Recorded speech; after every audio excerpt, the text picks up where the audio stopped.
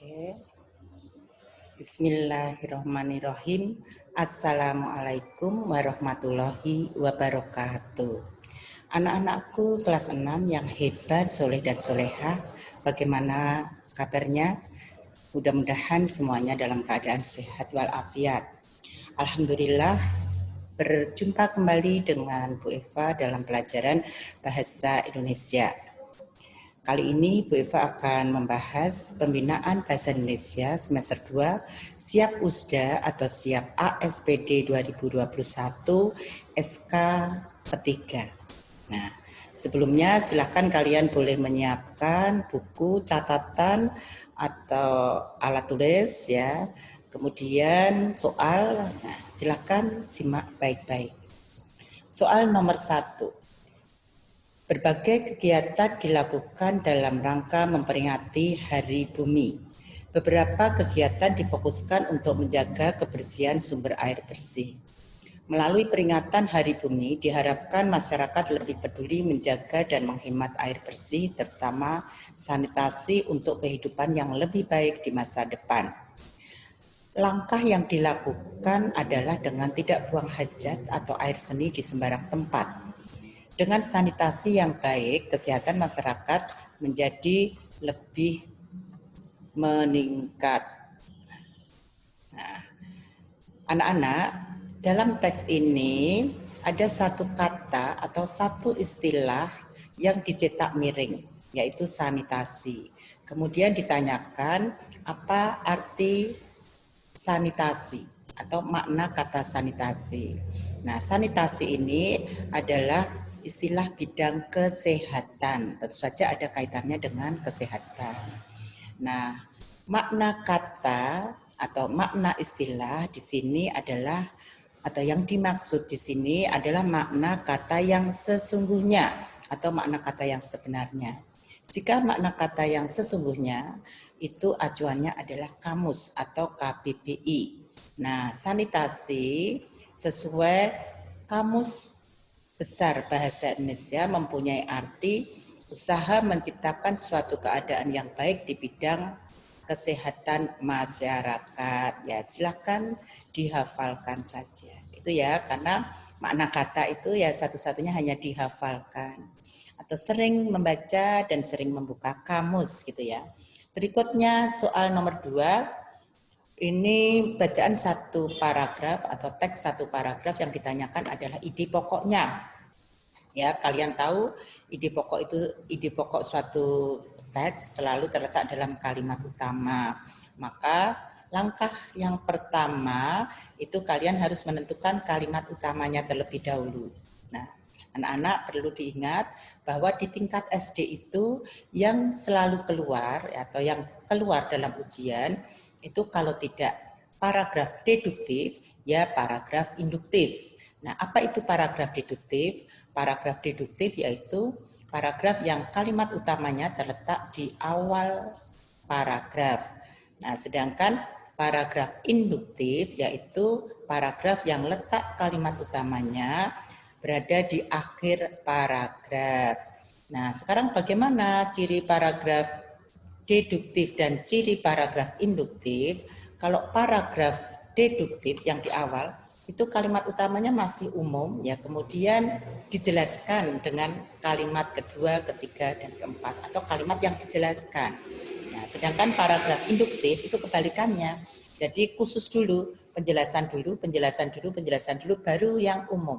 Nah, karena di akhir itu umum, nah paragraf induktif kalimat utamanya itu menyatakan suatu kesimpulan. Nah, biasanya ditandai dengan kata jadi, memang, itulah. Nah, itu kalau kalimat utamanya berada di akhir. Nah, sekarang kita lihat di sini ya, kita baca dan dipahami yang penting. Daerah Istimewa Yogyakarta atau DIY atau Yogyakarta memiliki beberapa keistimewaan. Raja yang bertahta di Keraton Yogyakarta otomatis menjabat sebagai gubernur DIY. Seni dan budaya menyatu dengan setiap denyut kehidupan masyarakat Yogyakarta. Selain itu, Yogyakarta dikenal sebagai kota pendidikan dan wisata. Nah, teks ini sudah jelas kalimat utamanya berada di awal. Ya, karena ini membicarakan beberapa keistimewaan Yogyakarta atau DIY. Nah, ini bisa dijelaskan apa saja keistimewaan DIY. Nah, itu kalian bisa melihat kalimat yang kedua.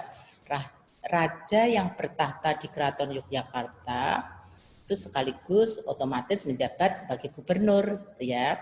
Kemudian kalimat berikutnya itu membicarakan atau menjelaskan seni, ya, budaya menyatu dengan setiap denyut kehidupan masyarakat. Ini juga menjelaskan keistimewaan DIY.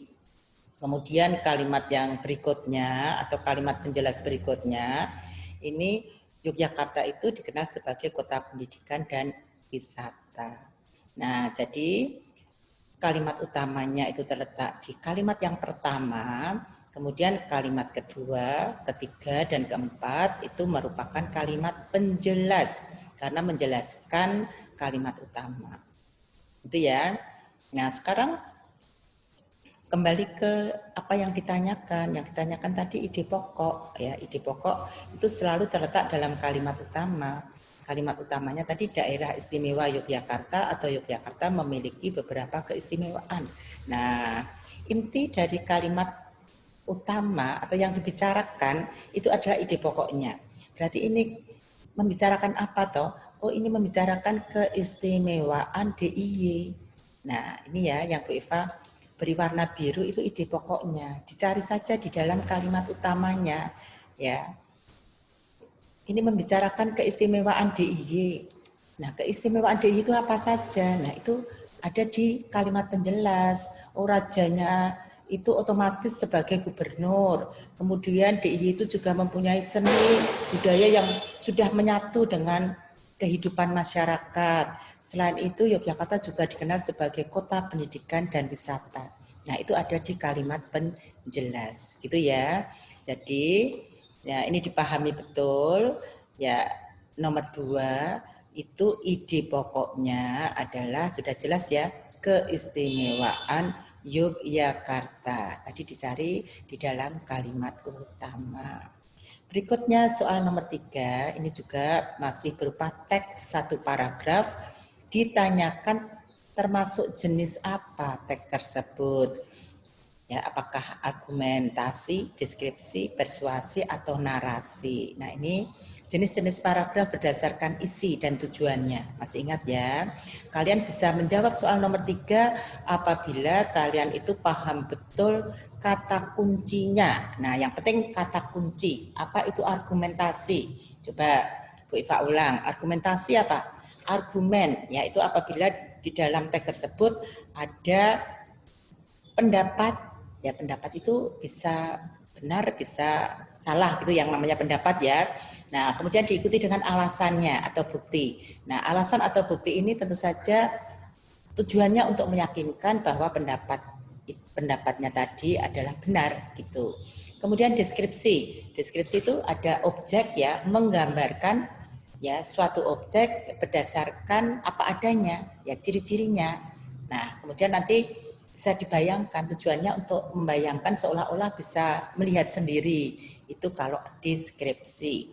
Nah, kalau persuasi ini sangat mudah, kata kuncinya adalah ajakan. Nah, satu kata, ajakan. Nah, ajakan itu tentunya bisa tersurat atau jelas. Nah, kalau jelas itu mengajak, yang namanya mengajak pasti ada kata mari, ayo, yuk. Nah, itu ajakan yang tersurat. Tetapi ada ajakan juga yang tersirat. Apa itu ajakan yang tersirat? Ajakan yang tidak ada kata ayo, tidak ada kata mari, tapi maknanya mengajak. Nah, menyuruh itu sebenarnya sudah mengajak. Misalnya, nak, belajarlah dengan sungguh-sungguh karena ujian sudah semakin dekat.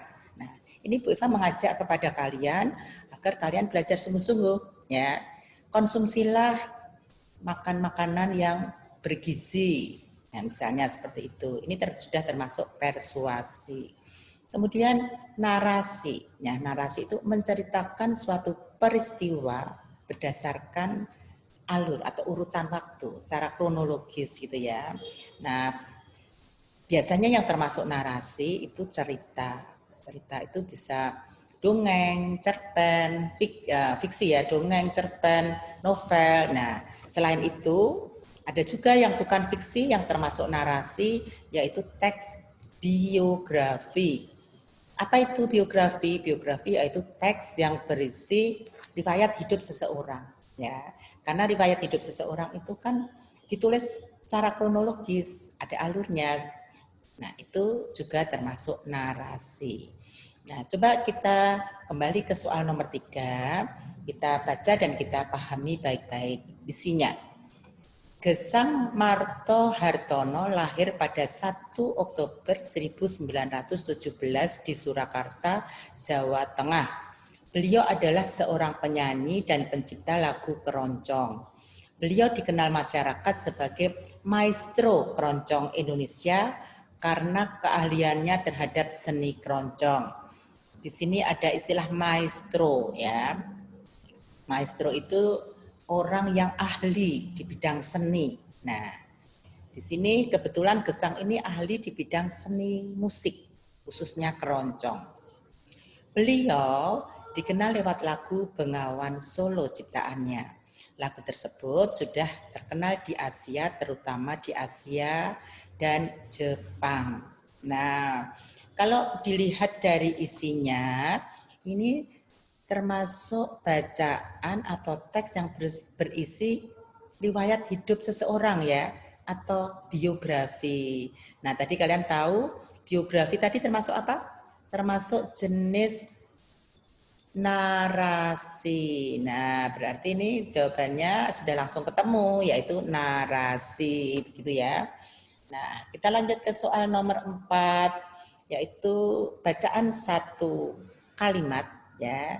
Di sini ada titik-titik, maksudnya kalimat rumpang. Kemudian kalian disuruh melengkapi dengan kata bentukan yang tepat.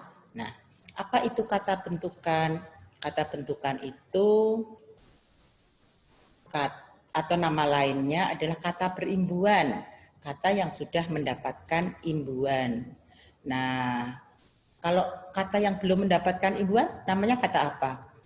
Nah, kalau kata yang belum mendapatkan imbuan itu namanya kata dasar, gitu ya. Nah, sekarang kembali ke soal. Para siswa harus titik-titik pewarnaan batik yang salah.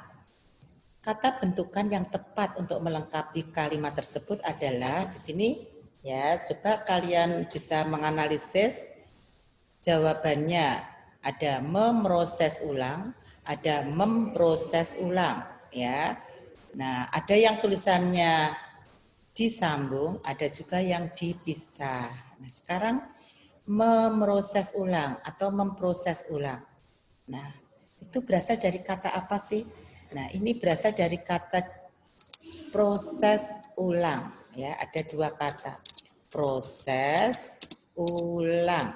Nah, kalau ada kata yang kata dasar tentunya yang diawali dengan KTSP, nah K terus apa lagi?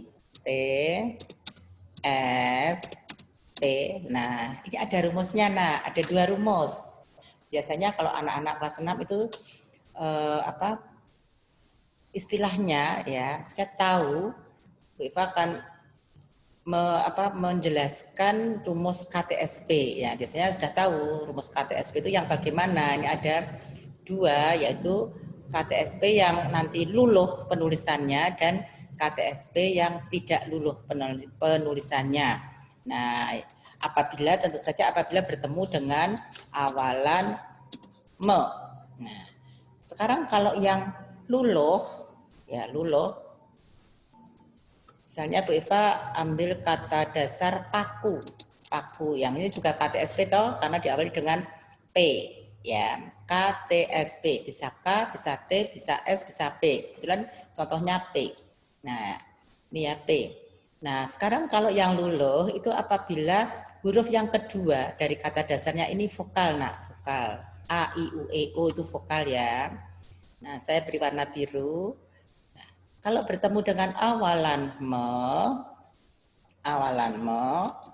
ya, maka KTSP-nya itu luluh Ya, luluh maksudnya hilang. Jadi KTSP-nya itu hilang. Jadi paku mendapat awalan me. Nah, nanti hasilnya apa? Mempaku atau memaku. Nah, yang benar adalah memaku. Jadi P-nya luluh ya, memaku. Nih, karena tadi apa? Huruf keduanya adalah vokal. Nah, sekarang kalau huruf keduanya konsonan, ya misalnya proses, ya proses tadi ya. Proses saja dulu, proses. Ini sama-sama P, sama-sama P. Tapi huruf keduanya adalah R. Nah, R itu apa? R itu konsonan atau huruf mati. Nah, kalau ada kata dasar KTSP, ini kebetulan Bu Iva mengambil contoh P, proses, ya, bertemu dengan awalan me. Nah, hasilnya bagaimana? Sekarang yang kalau huruf keduanya tadi vokal mendapat awalan me, KTSP-nya hilang menjadi memaku. Nah, sekarang bagaimana kalau huruf keduanya itu konsonan? Nah, kalau huruf keduanya dari kata dasar itu konsonan bertemu dengan awalan me, maka KTSP-nya tidak luluh. Tidak luluh berarti tetap ada di situ. Jadi ini P-nya tetap ada, bukan memproses tapi memproses. Itu ya, memproses. Jadi P-nya tetap ada. Nah, sekarang kita cek di sini. Nah, ini memproses jelas salah ya. Jadi yang betul itu yang P-nya tetap ada. Berarti yang A dan yang B langsung Bu Iva eliminasi saja ya, karena ini tetap salah. Tetap salah. Karena ini sudah jelas salah. Sudah jelas salah. Ya, saya eliminasi saja. Nah, sekarang tinggal C dan D. Fokus C dan D. Nah, kalau ditambah dengan ulang ya, jadi ada dua kata. Memproses ulang. Nah, sekarang ini C dan D sudah memproses ulang. Tapi hanya berbeda apa tulisannya. Kalau yang C itu disambung, kalau yang D itu dipisah. Nah, yang betul bagaimana? Nah, sekarang kalau kata dasarnya itu terdiri dari dua kata, misalnya proses ulang. Nah, jika mendapat awalan saja atau imbuhan saja, salah satu imbuhan, misalnya awalan saja atau akhiran saja, penulisannya tetap dipisah.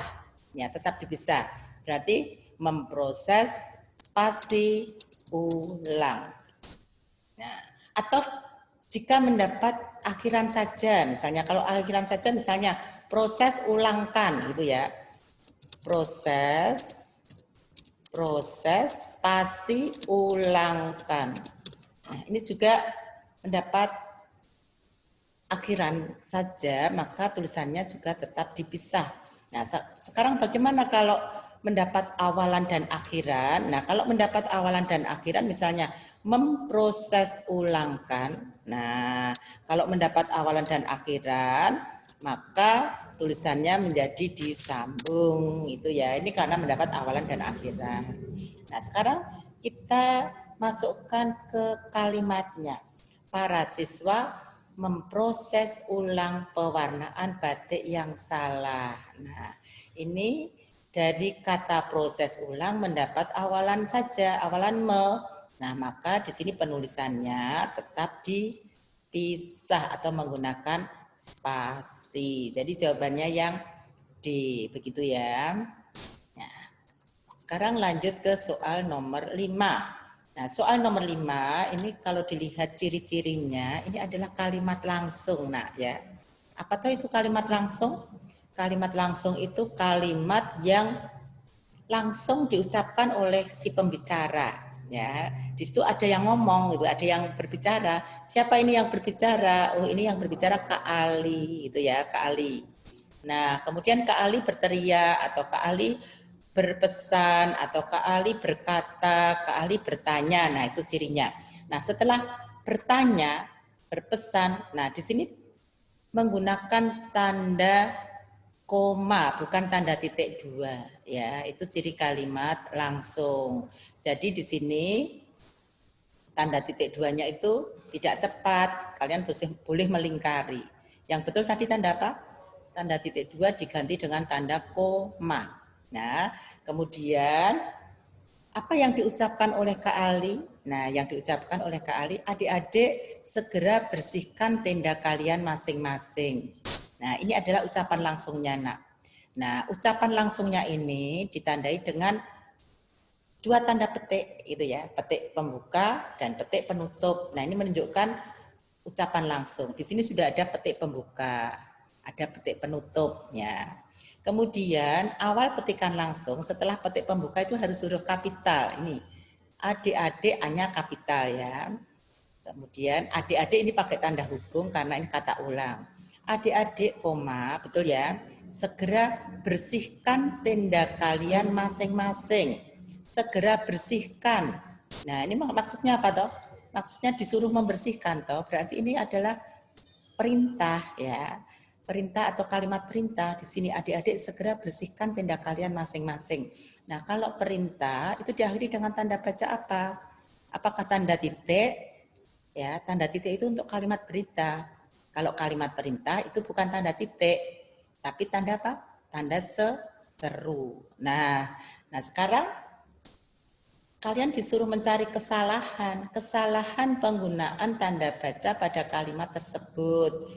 Nah, tadi sudah tahu ya, di sini tadi bukan tanda titik dua, tapi tanda koma. Berarti titik dua itu salah. Yang pertama, ini harus urut ya dari awal. Kemudian di sini tadi udah betul. Nah, di sini tanda titik salah, seharusnya tanda seru. Nah, itu yang salah. Yang salah apa jadinya? Tanda titik dua dan tanda titik ya. Kemudian kalau perbaikannya maksudnya yang benar ya. Kalau perbaikan di sini tadi titik dua diganti tanda koma, tanda titik diganti dengan tanda seru. Ya, jadi perbaikan untuk tanda baca kalimat tersebut adalah tanda koma dan tanda seru. Adapun tadi yang salah itu tanda titik dua dan tanda titik ya, ini salah karena seharusnya tanda seru. Kalau di sini seharusnya tanda koma. Jadi yang benar atau jawabannya adalah yang C. Itu ya, yang C.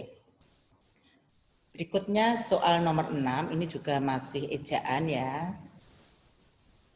Coba Bu Eva baca. Benarkah Ali telah memenangkan pertandingan? Tanya Rudi. Nah, kalimat ini belum ada tanda bacanya ya nak ya. Benarkah Ali telah memenangkan pertandingan? Tanya Rudi. Nah, di sini belum ada tanda bacanya. Kalian disuruh membubuhkan tanda baca yang tepat untuk kalimat tersebut. Benarkah Ali memenangkan pertandingan? Nah, itu kalimat apa? Kalimat tanya ya. Kan bertanya toh. Benarkah Ali telah memenangkan pertandingan? Nah, tanya Rudi. Karena yang bertanya adalah Rudi. Ya, berarti ini juga kalimat langsung. Maka ucapan langsungnya itu ada tanda petiknya. Ya. Jadi tanda petik. Ya. Kemudian karena ucapan langsungnya itu berupa kalimat tanya, nah diakhiri dengan tanda tanya. Nah baru petik penutup. Jadi yang mana? Coba kita cek satu-satu. Kalau yang A itu tidak ada tanda petiknya, eliminasi saja ya. Yang A itu tidak ada tanda petiknya, padahal ini jelas-jelas kalimat langsung. Nah, kemudian yang B ini kalimat petiknya cuma di awal saja, di akhir tidak ada tanda petiknya ya, berarti juga tidak sempurna, tidak tepat. Nah, sekarang kalau yang C, ini sudah ada tanda petik pembuka. Benarkah Ali telah memenangkan pertandingan? Ya, diakhiri dengan tanda tanya terus petik penutup. Tanya Rudi titik. Benar ya? Coba disimpan dulu, kita lihat yang D. Tidak ada petik pembukanya. Benarkah Ali telah memenangkan pertandingan? Oh, tapi tidak ada tanda petik penutup di sini. Tanya Rudi, oh petik penutupnya malah setelah tanya Rudi terus petik penutupnya. Ini tidak tepat. Harusnya petik penutupnya setelah tanda tanya, kemudian tanya Rudi itu tanda titik. T ya. Jadi yang D itu juga tidak tepat. Tadi yang tepat adalah yang C ya. Yang C.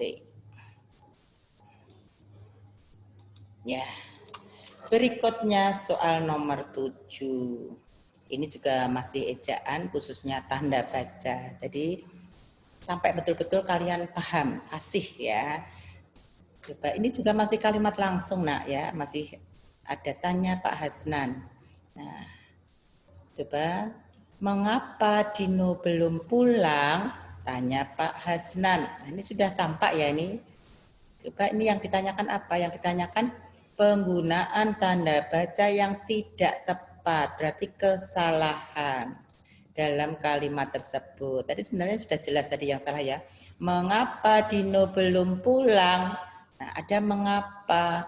Kalau ada mengapa itu pasti tanda tanya ya, karena itu kalimat tanya. Berarti ini tanda serunya jelas tidak tepat.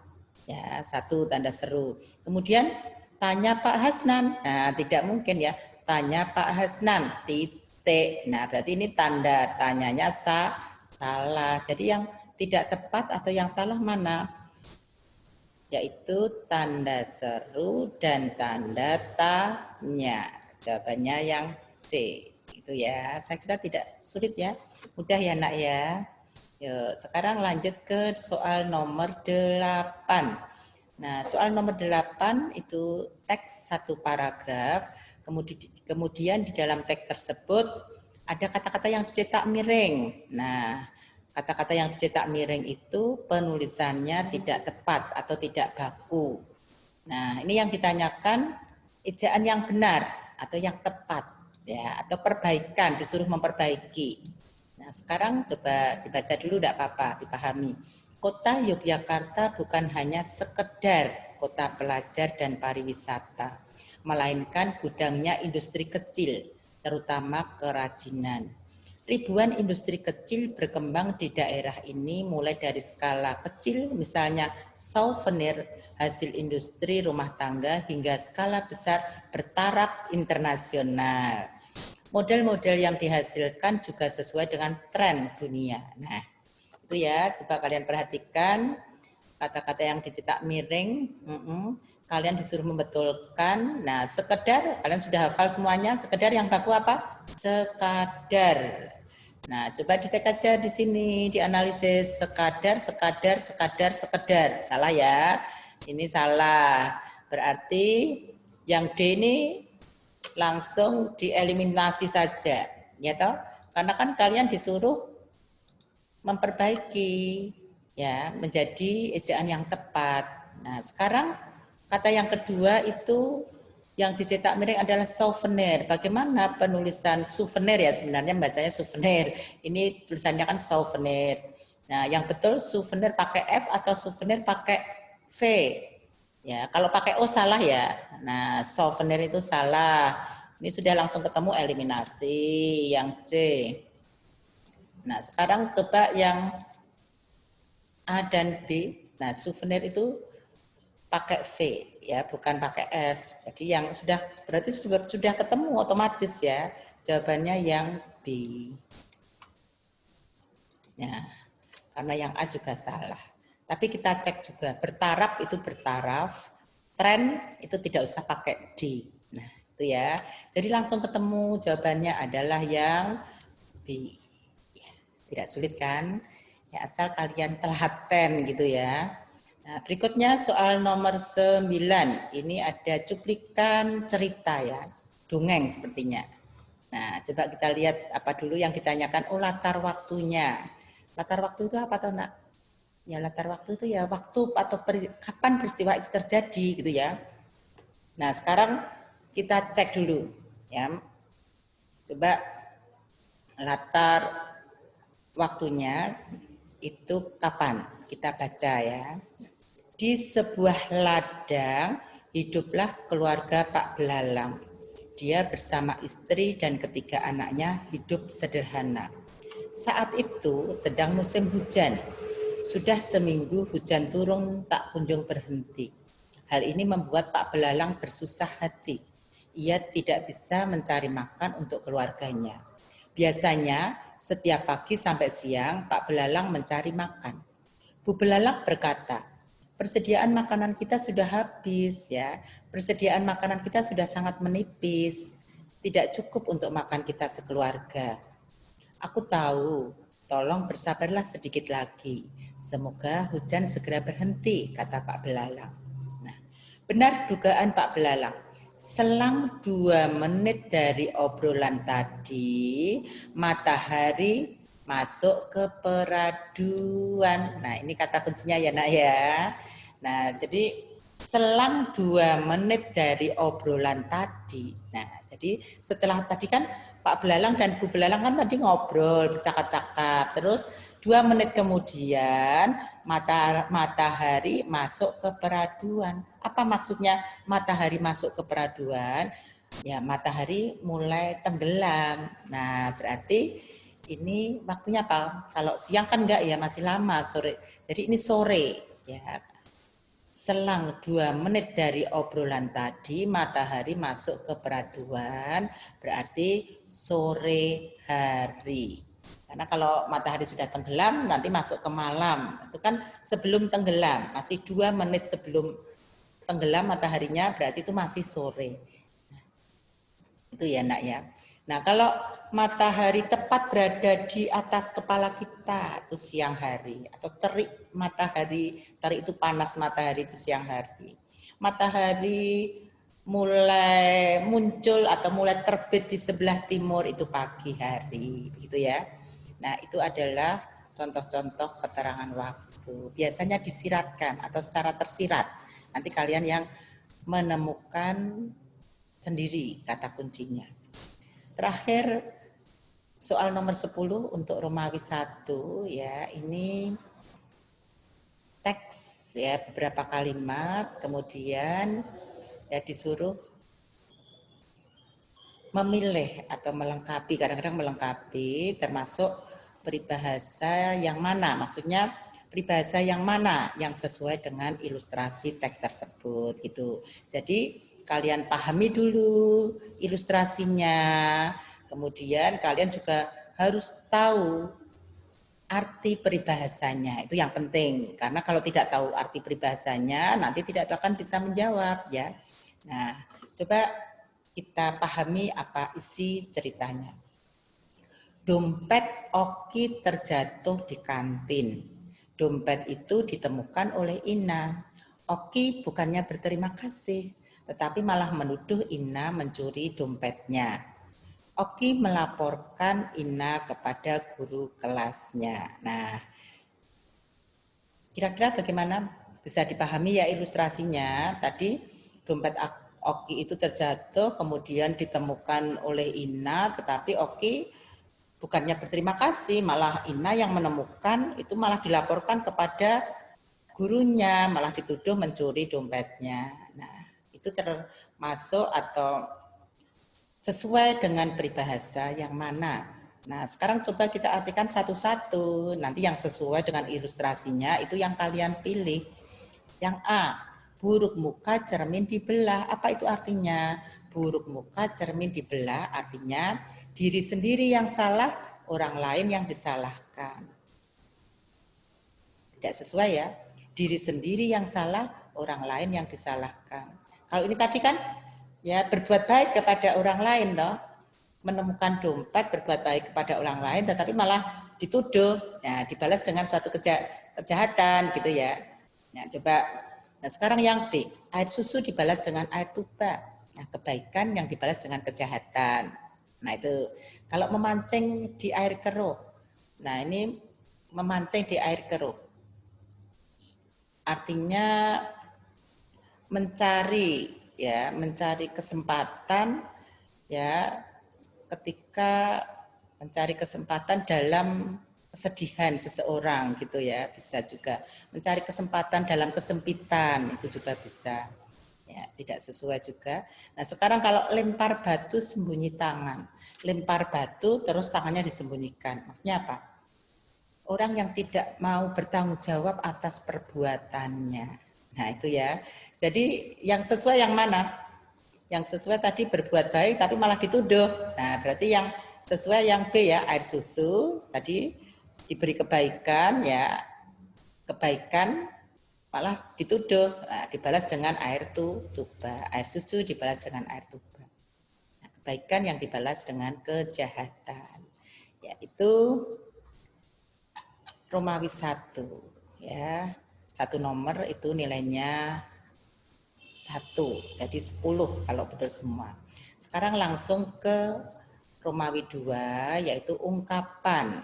Nah, kalian disuruh melengkapi kalimat-kalimat berikut ini dengan ungkapan yang tepat ya. Ungkapan itu apa, Nak? Ungkapan yaitu gabungan dua kata atau lebih yang mempunyai maksud khusus atau arti khusus, arti tersendiri. Itu ya. Nah, bagaimana langkahnya? Tentu saja kalian harus membaca dan memahami soalnya atau teksnya atau kalimatnya. Kemudian di dalam kalimat itu coba kalian temukan kata kuncinya. Nah, kalau kata kuncinya sudah ketemu, mungkin kalian beri tanda atau kalian garis bawahi. Nah, kemudian dari kata kunci itu kalian cari ungkapannya sesuai dengan kata kunci tersebut. Ya, coba Dodo titik-titik tidak mau membantu teman-temannya yang sedang membersihkan kelas. Nah, tidak mau membantu teman-temannya. Berarti kan temannya pada bekerja, dia diam saja ya, tidak melakukan pekerjaan apa-apa. Nah, berarti ungkapan yang tepat untuk melengkapi kalimat rumpang tersebut adalah bisa berpangku tangan. Berpangku tangan itu ya malas atau tidak melakukan pekerjaan apa-apa atau berdiam diri, bertopang dagu, berpangku tangan itu menunjukkan anak yang malas ya. Jawabannya berpangku tangan. Nomor 2, walaupun Doni anak orang kaya, ia tidak sombong. Nah, kata kuncinya apa? Tidak sombong atau tidak pernah sombong. Nah, tidak sombong itu ungkapannya apa? Tidak sombong itu rendah hati atau antonim dari tinggi hati. Rendah hati ya. Rendah hati itu artinya tidak sombong. Nah, itu ungkapan yang tepat untuk Doni atau biasanya ia memang anak yang rendah hati gitu ya. Berikutnya nomor 3, ibu sangat menyukai bunga. Bunga-bunga yang ditanam ibu tumbuh subur. Semua tanaman yang ditanam ibu selalu tumbuh subur. Nah, ini sebenarnya kata kunci. Semua tanaman yang ditanam ibu itu selalu tumbuh subur. Berarti ibu itu kalau melakukan pekerjaan menanam itu selalu ada hasilnya. Nah, berarti ibu itu orang yang bagaimana? Kalau selalu berhasil, bertangan dingin. Ya, bertangan dingin itu selalu berhasil. Melakukan apa saja selalu ada hasilnya. Nomor 4, Adip tidak pernah marah ketika teman-temannya mengolok-olok atau mengejek. Dia menganggap ejekan temannya itu ungkapan sayang padanya. Adip memang anak yang bagaimana? Karena kalau diejek dia tetap tidak marah, ya. Berarti Adip itu anak yang sabar. Tapi ingat, sabar itu belum ungkapan ya. Kalian harus mencari ungkapan dari sabar apa? Lapang dada, itu juga bisa. Adip termasuk anak yang lapang dada, sabar. Atau juga apa kemarin tuh panjang apa? Yang panjang usus itu juga ya. Panjang usus itu juga artinya sabar, lapang dada, panjang usus. Nah, itu artinya sabar. Soal terakhir, soal nomor 5. Paijo memang terkenal sebagai anak yang nakal. Kenakalannya menjadi titik-titik teman-teman sekampungnya. Ya, itu loh, Paijo itu anak nakal gini-gini. Nah, menjadi apa itu namanya? Menjadi omongan. Omongan itu ungkapannya apa? Buah bibir. Ya, buah bibir itu bahan pembicaraan. Ya, artinya bahan pembicaraan. Coba dimasukkan. Paijo memang terkenal sebagai anak yang nakal. Kenakalannya menjadi buah bibir teman-teman sekampungnya. Jadi jawaban kalimat nomor 5 itu adalah buah bibir. Itu ya, Nak. Jadi ungkapan itu mudah karena ini hanya hafalan saja. Silahkan dihafalkan ya, terutama ungkapan-ungkapan yang familiar atau yang terkenal itu kalian harus hafal. Kemudian yang harus dihafalkan lagi juga peribahasa ya. Juga makna kata, sinonim, antonim itu pengetahuan ya. Jadi kalian memang kuncinya harus banyak membaca ya. Silahkan banyak membaca. Kemudian kalau menemukan kata-kata yang sulit dalam arti kalian tidak tahu artinya, kalian silahkan segera buka kamus. Kalau tidak ada kamus, sekarang ada kamus online. Kalian bisa mencari secara online. Itu ya anak-anak. Ini tadi pembahasan SK yang ketiga ya. Nanti silakan kalau kalian masih ada yang belum paham, jangan ragu-ragu untuk bertanya ya. Silahkan bisa japri ya lewat WA. Insya Allah dengan senang hati Bu Eva akan menjelaskan kembali. Itu ya nak. Nah saya kira pertemuan kali ini Bu Eva cukupkan sekian. Kurang lebihnya mohon maaf ya nak ya. Tetap semangat, jaga kesehatan. Ya, ketemu kembali dalam pembahasan yang berbeda. Sekian, mudah-mudahan bermanfaat. Alhamdulillahirabbil alamin. Assalamualaikum warahmatullahi wabarakatuh.